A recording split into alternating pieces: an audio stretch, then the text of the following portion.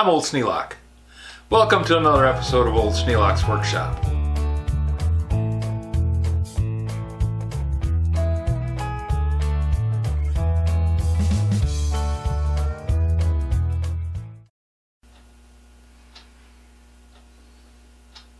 Gonna take a little break from the grindstone. Yeah, pull my nose away, let the thing heal up a bit. Been pushing pretty hard. I did manage to make a little stop at the Restore, and I want to show you just one of the things that I got.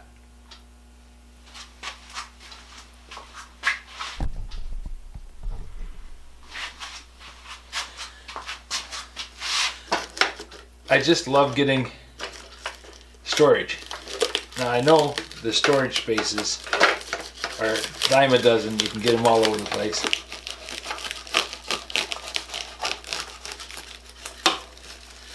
And the $5 I spent for the box would probably buy me a new one.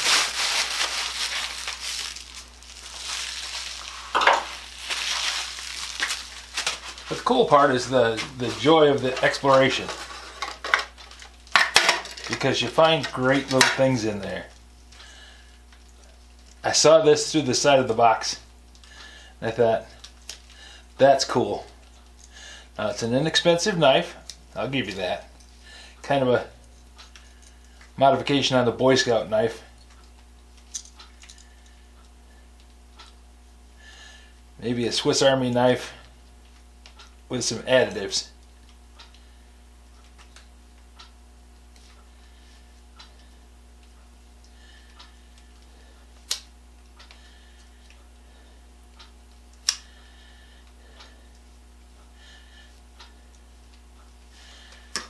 Okay, I'd pay $5 for that. And the box is really, really clean. I mean, if it was in my shop for more than a week, it'd be definitely dirtier than that. Random sizes of screws. That's pretty much the normal. That's why you get one of these little boxes, so you can put some organization behind your piles of little junk. Some more screws.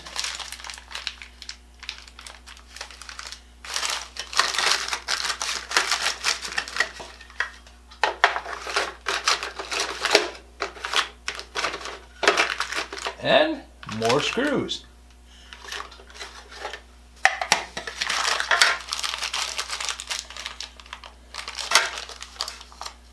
Now, these are a special kind of screw.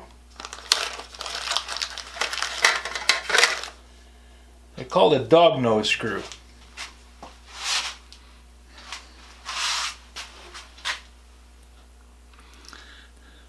That little point, which is just slightly under the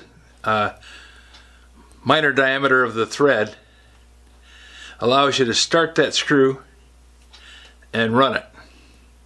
Great for power tools because it prevents having to it's a great screw for using in power assembly because you can just put it on the end of a magnetic tip, drop it in the hole, and it'll start almost every time.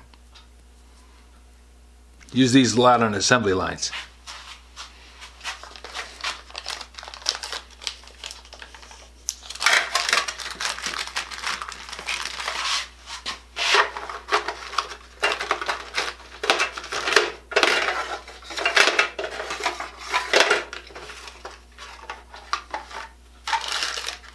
More screws.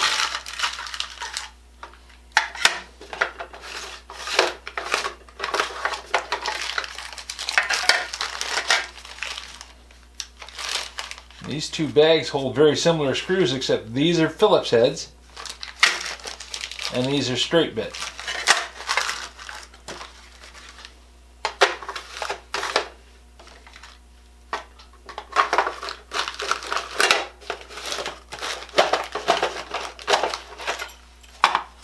All kinds of stuff in here.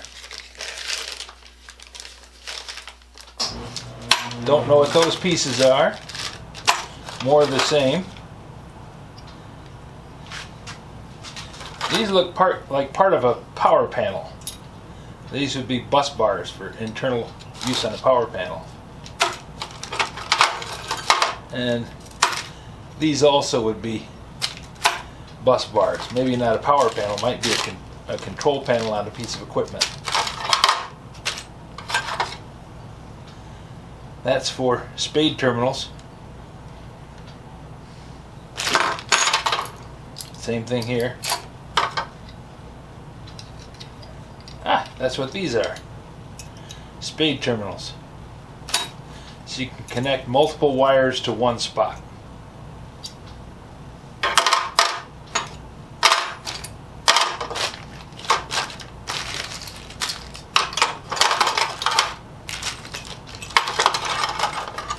Looks like whoever had this was an electrician of some kind.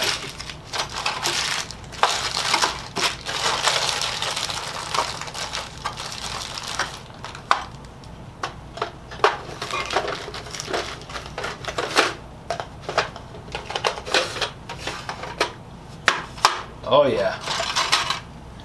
This is a clamp. You put this on a piece of pipe and anchor your ground wire to it. And these are nice heavy copper bars.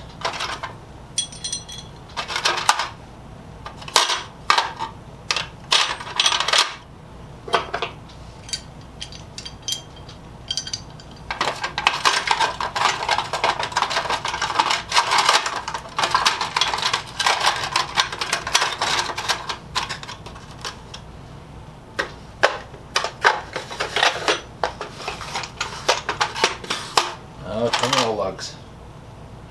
These are expensive too. This is quite a stash of material here.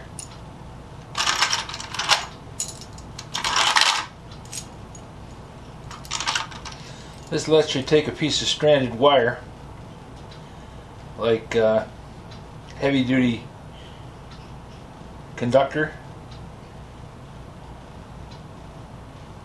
from number 8 up to number 2. And you can put the wire in the end of that, tighten it down, and then fasten this to a terminal.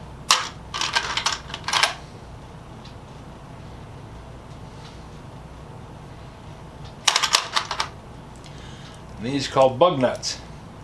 Well, at least that's what my dad always called them. So that's what I've always called them. They were used to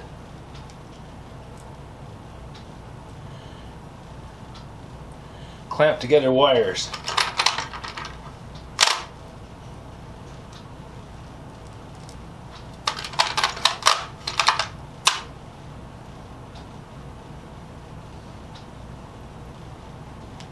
Slip the wire in there, tighten that down, and crimp the 2 wires together. Those are expensive too, and that's something that you're going to see in a professional electrician's kit.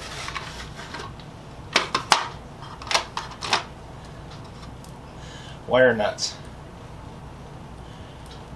Slide your 2 conductors in there, either one on one side and one on the other, if you're going to splice it in a long run, or if you're just joining 2 together, you slip them both in from the same side.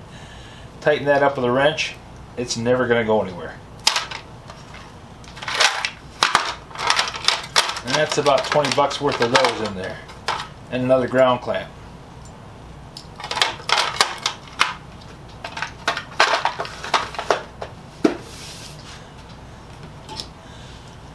Well, the jackknife alone was worth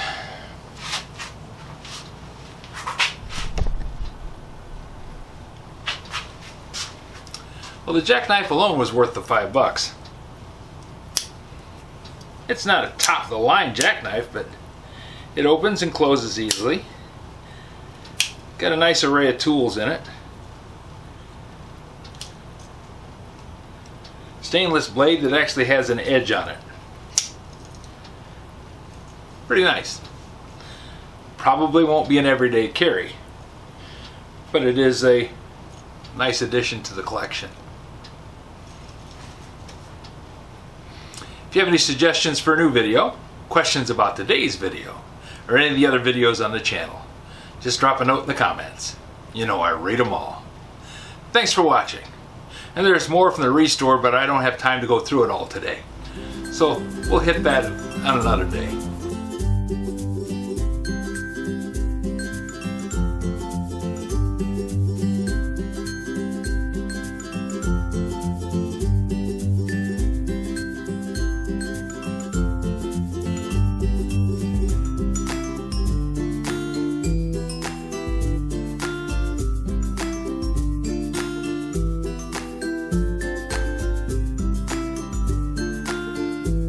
This video is not to be viewed by anyone under the age of 13 in the U.S. or 16 in the European Union, without the express written permission of the parents or legal guardians of the underage person. Such written permission must be on file at the local government entity in charge of enforcing the rules and regulations established by the FTC. Anyone violating these terms is admitting by default that they hold harmless the owners and operators of this channel. Any and all questions should be addressed to your local branch of the FTC.